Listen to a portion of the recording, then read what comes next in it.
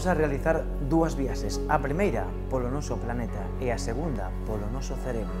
O noso convidado de hoxe é un neurocientífico galego que ven de realizar a aventura máis increíble da súa vida, dar unha volta ao mundo para descobrir lugares fermosos, pero tamén para coñecer xente moi diferente. E nós o que queremos preguntarlle é que é o que realmente aprendeu.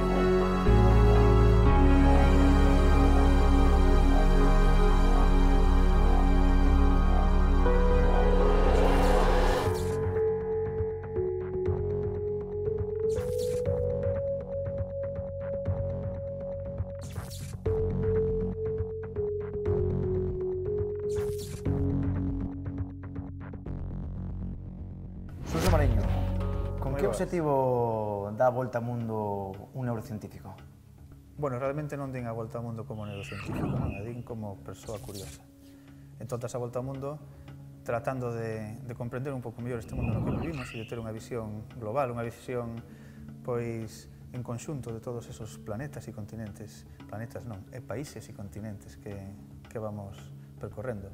Simplemente curiosidade, pero eso despois alimenta pois moitas outras cousas. E que aprendiches?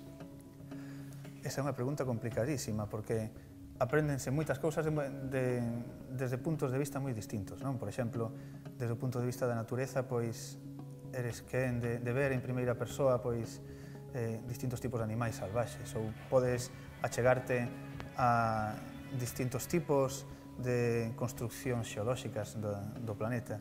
Entón, vas vendo tamén como van cambiando os distintos fenómenos xeolóxicos ao longo do tempo, como cambia a meteoroloxía, non? Como cambia a meteoroloxía, non? Como cambia o clima a medida que vas movéndote por distintos países, por distintos continentes. Vas vendo distintas culturas, distintas maneiras de vivir, de alimentarse. Todo eso é un aprendizaxe. Entón, aprendín moitísimas cousas. Agora, contestarche en dúas palabras é complicado. Moi complicado, me imagino.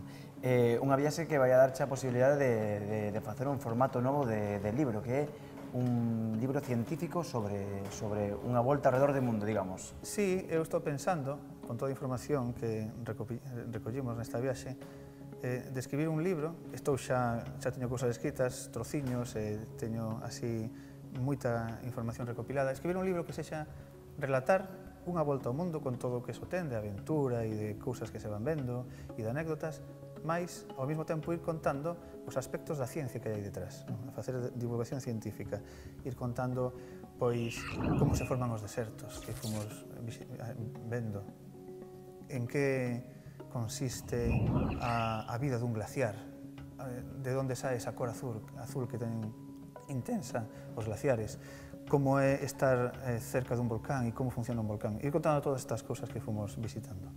Vamos a acercarnos un poquinho a túa viaxe. Que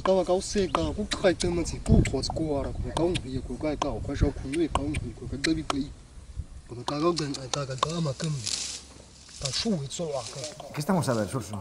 Estamos a ver a un membro dun grupo San no deserto do Kalahari falando na súa linguaxe. Entón, aquí hai varias cousas moi interesantes. Por unha, é que este grupo de xente fai parte das poboacións máis antiguas de seres humanos que hai no planeta Terra. Máis antiguas no sentido de que eles están directamente relacionados cos primeiros seres humanos que habitaron en África. Foron desenvolvéndose igual que o resto de culturas. Pero eles teñen como unha ligazón directa. E por outra banda, utilizan unha linguaxe que é moi rara, bueno, que se nos fai a nos moi rara, é unha linguaxe moi rara no sentido de pouco común, non? Hai varias linguaxes de clics en África e este é un dos grupos que a usan.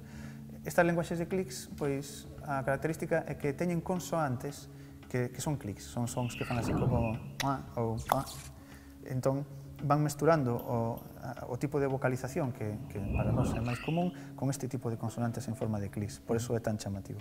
Que te atopaches en África? En África atopamos moita amabilidade, iso chama moito a atención.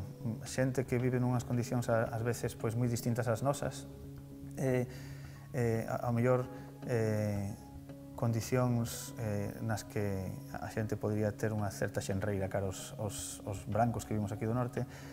Por unha banda, eso, moita amabilidade. E por outra banda, a posibilidade de observar animais salvaxes, todos os que coñecemos así de maneira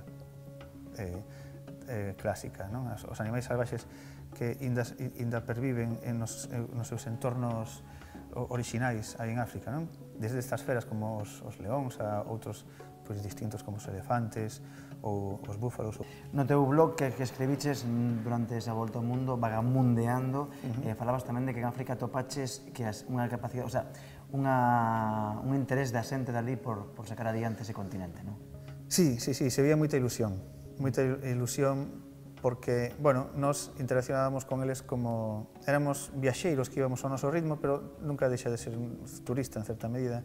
Entón, hai países que ves que están tratando de ofertar da mellor maneira que poden e o mellor que poden o que é o seu país para fomentar o turismo dunha maneira o máis sustentable posible. Se veía que tamén había esas inquietudes e se veía moita ilusión, por exemplo, en Cabo Verde, que é un país que son unha serie de illas volcánicas fascinantes e que teñen unha situación económica pois que non é das peores de África, ni muitísimo menos, e se ve que teñen un turismo incipiente. Teñen tamén pois algunhas das súas illas que están sendo ao mellor están crecendo demasiado rápido con un turismo que non é moi desexable, que é un turismo así de grandes masas en grandes complexos, pero por outra banda tamén buscan outro turismo. E os chinos, que falaches moito dos chinos aí no teu blog?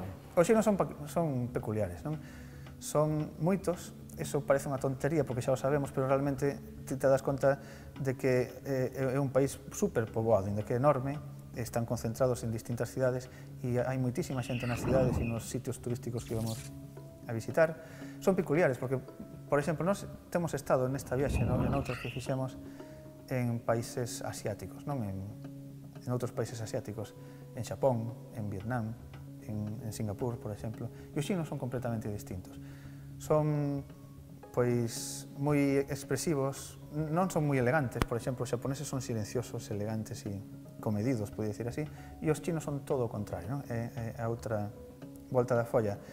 Son moi faladores, berran moito, a veces non son moi limpios, e entón teñen así como moito ímpetu de vida, por decirlo así. E iso a mellor é unha das maneiras, das cousas que explica este repunte económico que teñen agora. E desorganizados, ademais decías ti, que montaban non sabían facer colas, non? Non, desde logo, non teñen paciencia para nada. Non facían colas incluso en sitios nos que, para non ser completamente evidente, como un mostrador de facturación dun aeroporto. Ti, para facturar no aeroporto, estaba rodeado de xente que estaba tratando como se lle fora a marchar o avión ou non lle foran a dar sitio, non? Estaba tratando de conseguir a facturación. Supoño que será unha experiencia que recordarás toda a tua vida, non? Desde logo, claro. Estar durante moito tempo percorrendo tantos países e tantas culturas, sí. Gustaríame falar dos recordos, Urso. Bien. Lo primero que va a tener que hacer, señor Barish, es volver a su casa y recoger todo cuanto posea que esté asociado con Clementine. Cualquier cosa. Utilizamos esos artículos para crear un mapa de Clementine en su cerebro. ¿De acuerdo? Así que necesitaremos fotos, ropa, obsequios, libros que ella puede haberle regalado, CDs que podrían haber comprado juntos, notas en su diario. Queremos vaciar su casa. Queremos vaciar su vida de Clementine. Y en cuanto hayamos trazado el mapa, esta noche, en su casa, nuestros técnicos se encargarán de borrarla. De ese modo, cuando despierte por la mañana, se encontrará en su propia cama como si no hubiera ocurrido nada, con una nueva vida esperándole. Poderemos chegar a manipular os recordos? En certa medida, sí. En certa medida, eso se está facendo xa. En animais de investigación, en ratós está facéndose. O asunto é que hai varios problemas. Manipular os recordos desde o punto de vista de con moita precisión modificar a memoria que ten un ser humano, hai un problema de momento que non sabemos como está almacenada. Hai algúns centros moi importantes de almacenamento da memoria, como o hipocampo, mas como é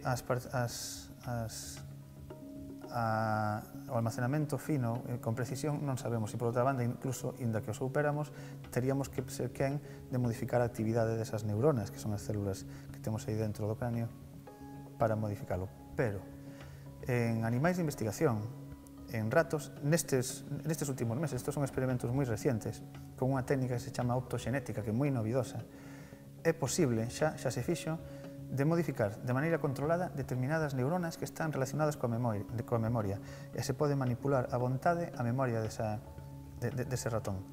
O asunto é que o que se manipula son como memorias moi difusas e globais. O que se estaba manipulando é como a percepción que ese rato tiña de benestar nun entorno determinado. Entón, sí que se pode facer. Tanto en teoría como na práctica non hai nada que o impida, pero o sistema nervioso dos seres humanos é moi complicado. Entón, a curto prazo, non. Hoxe sabemos que a nosa mente está formada pola conexión de miles de neuronas, pero non hai tanto que a medicina goza deste coñecemento.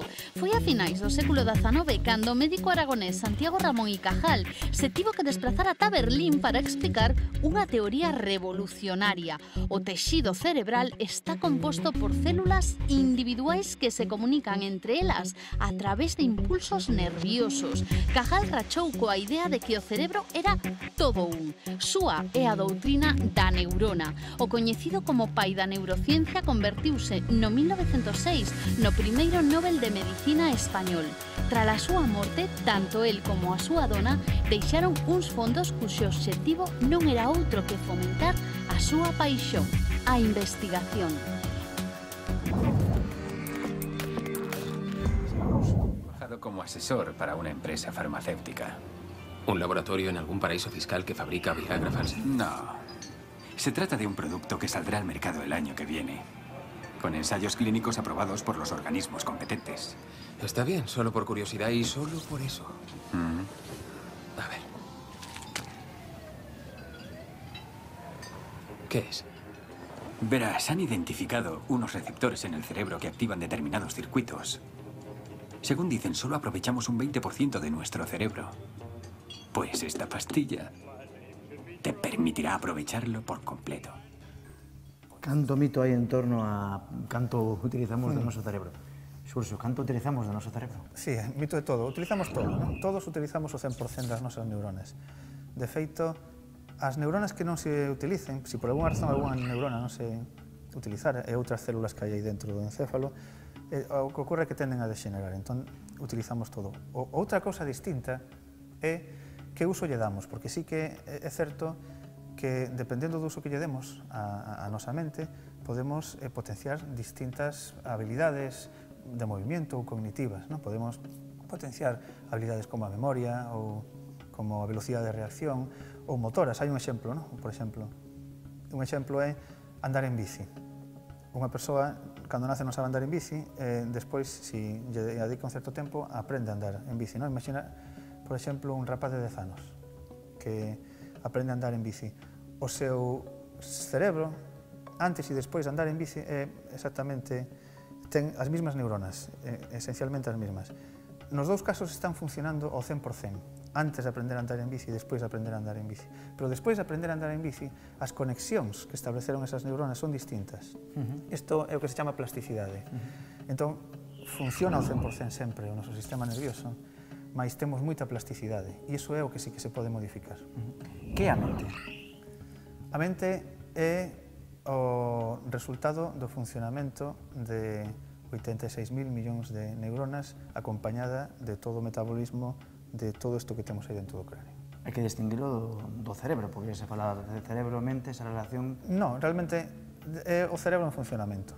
A mente é o resultado da actividade neuronal e de outras células que hai aí. Perfecto, vamos a continuar. Las máquinas inteligentes nos proporcionarán un futuro mejor. Una vez conectadas todas las máquinas, su poder analítico será mayor que la inteligencia colectiva de todas las personas que han pasado por la historia del mundo. ¿Profesor? La revolución de la independencia frente a la tecnología, Rift. Detendrán cualquier paso hacia lo que ustedes llaman trascendencia. La mente de Will es una pauta de señales eléctricas. Podemos cargar su consciencia, podemos salvarle. Si nos dejáramos algo, ¿a qué nos enfrentaríamos? No dejaré que te vayas. Dios mío, Will. Mi mente ha sido liberada. Necesito más potencia. Conectadme a la red. Ese no es Will. Desconéctalo. ¡Es él! Na película Transcendence retratan a posibilidade de transportar a mente a un ordenador. Isto é posible, tamén é ciencia ficción. A mente de cada un de nós é, como decía antes, a actividade de unhas células que está aí, que son materiais. Entón, en teoría, non hai nada que impida construir unha mente noutro tipo de soporte, en teoría. O que pasa é que o sistema nervioso dos seres humanos é extremadamente complicado, extremadamente complexo. Entón, en principio, a corto prazo non parece que sexa algo factible. Aquí hai algo moi interesante, e é que ao longo do século XX coñeceronse dúas cousas. Por unha banda, que as neuronas funcionan de maneira digital, é dicir, se comunican entre sí mediante impulsos que son discretos, podríamos pensar como ceros e uns. E ao mesmo tempo, desenvolveuse a computación. A computación, podemos pensar nos ordenadores persoais, que tamén funcionan mediante ceros e uns, mediante un código binario de información. Entón, iso deu lugar a que xurdira moito optimismo e que se desenvolvera un campo de investigación que é a inteligencia artificial. Entón, a inteligencia artificial aplica a metáfora computacional da nosa mente, é dicir, consideramos que a nosa mente é o resultado dunha computadora digital para tratar de traspasala a un ordenador. Despois de máis de 50 anos de investigación en todo ese campo, non existe prácticamente ningún avance importante. E o asunto é que sí que as nosas neuronas se comunican mediante impulsos digitais, pero para que eso dé lugar á mente, ao mellor, se precisan moitas outras cousas que non coñecemos, porque están outras células que se chaman células gliais. Está toda a sopa de sustancias químicas na que está bañadas as neuronas. Entón, a mente que xurde todos os días cando nos despertamos é o resultado de algo moi, moi complicado. Entón, ao mellor, é preciso máis que neuronas conectándose mediante ceros e uns para dar lugar a iso. Iso é o que se está facendo nos ordenadores, nos sistemas artificiais, agora mesmo. Está tratando de reproducirse a actividade binaria das neuronas. Pero ninguén sabe ou pode asegurar que iso poida dar lugar a unha mente. Vamos a ver un último vídeo. Tengo unas cuantas pastillas y me gustaría que las tomases. Te ayudarán. ¿Para combatir las alucinaciones? Entonces me temo que debemos tomar juntos esas pastillas, porque noto que también sufrís alucinaciones. Bueno, ¿qué alucinaciones sufro? Esa fantasía de que sois un tal Dr. Mickler. Me habéis decepcionado mucho, don Octavio. Jamás sabréis cuánto.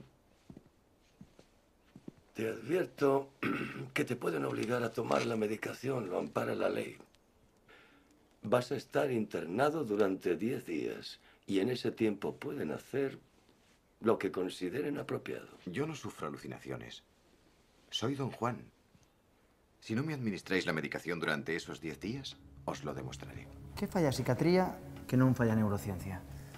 Bueno, é que son cousas distintas de todo, inda que o centro do seu estudo é o mismo. A neurociencia é a maneira de abordar a estructura e o funcionamento do sistema nervioso desde un punto de vista celular, molecular.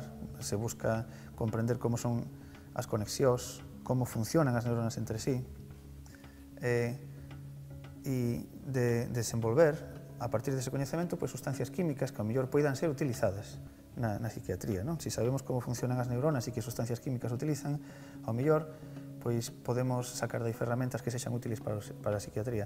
A psiquiatría é unha maneira de abordar o funcionamento do sistema nervioso e o seu mal funcionamento desde arriba, digamos, desde fora. Aí é probablemente moito máis importante a experiencia e a humanidade da persoa psiquiatra que está aí tratando de comprender outra mente.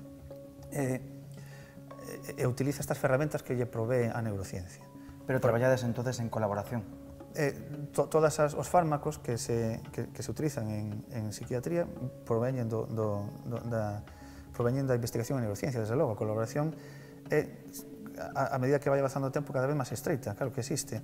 Hai cousas como que a maioría dos fármacos antidepresivos que se están utilizando non é que se desenvolveran inicialmente para eso, veuse que funcionaban tamén, e non se sabe moi ben como funcionan moitos dos fármacos que se ve que teñen algún tipo de utilidade na psiquiatría.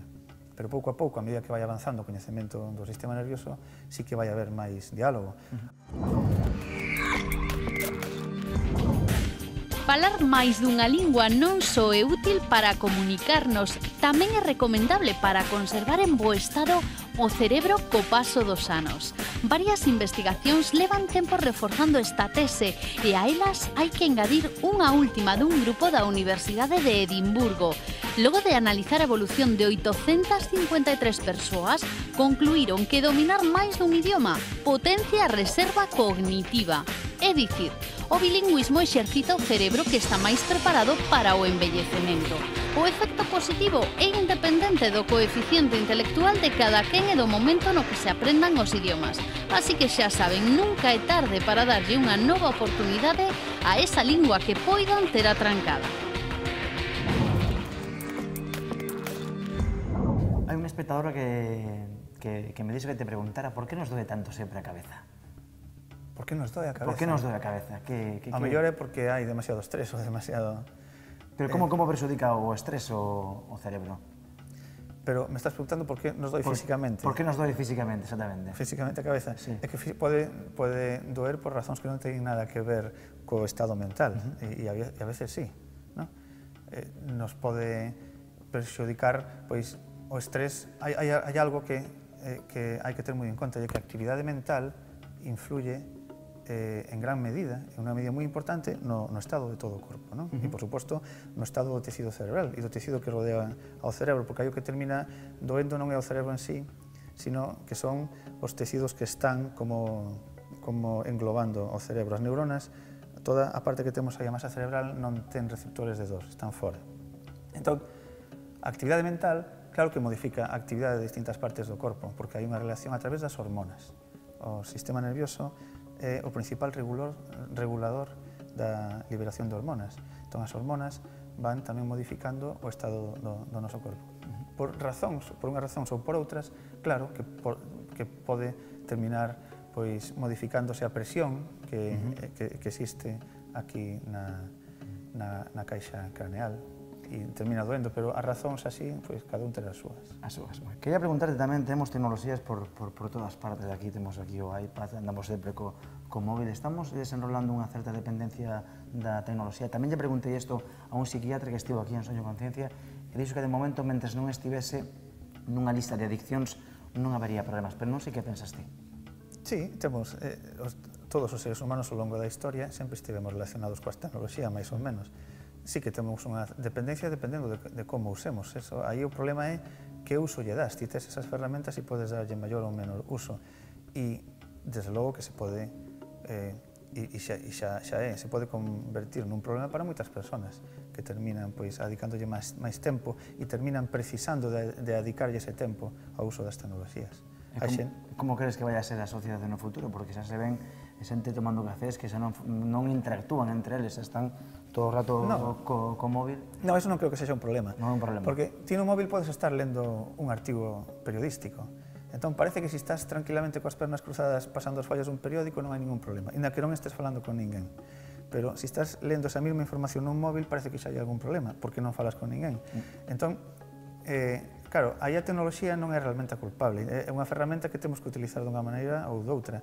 Se vemos a varias persoas caladiñas lendo libros, nos parece maravilloso. E se vemos a esas mesmas persoas lendo o mismo libro no seu móvil, parece que hai algún problema. Pero se hai dúas persoas tomando un café e as dúas están mirando para o móvil, eso a ti que te parece? Sí, que se vas a tomar un café, podes ir a tomalo para ler o periódico no móvil, para ler o periódico en papel ou para charlar, depende de para que queiras ir. Ao mellor é unha ferramenta tan atractiva, polo menos agora, nestes primeiros momentos que se está desenvolvendo, que se lle dedica máis tempo do que se debería dedicar. Non estás preocupado, entonces, polo uso abusivo das novas tecnoloxías? Para nada. Bueno. Quería rematar esta entrevista como comencei con esa viaxe que diches alrededor do mundo. Hai unha frase que di que a veces hai que sair para poder volver. Non sei se ti compartes esta afirmación.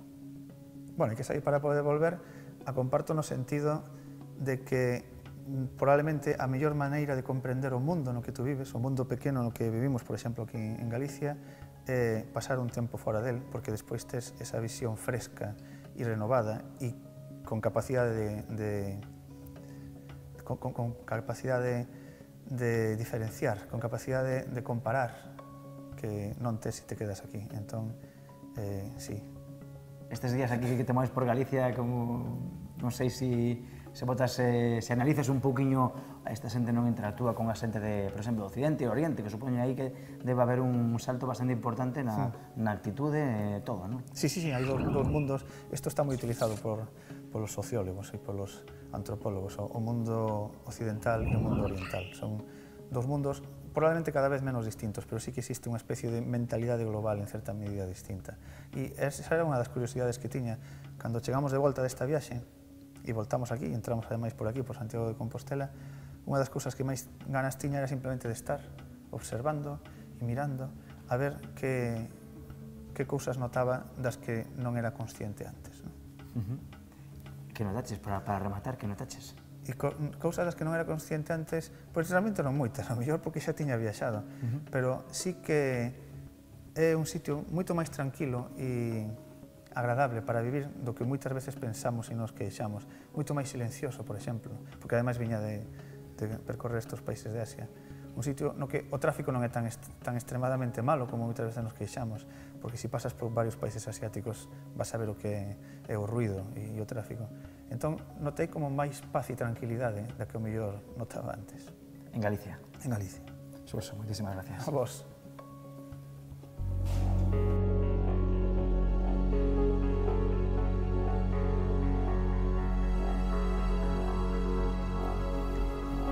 Viaxar non só axuda a querer a terra na que se vive, tamén permite abrir a mente, ser máis críticos e máis tolerantes.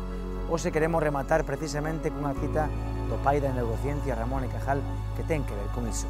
El dixo: non hai nada máis admirable na vida que un ancián cambiando de opinión.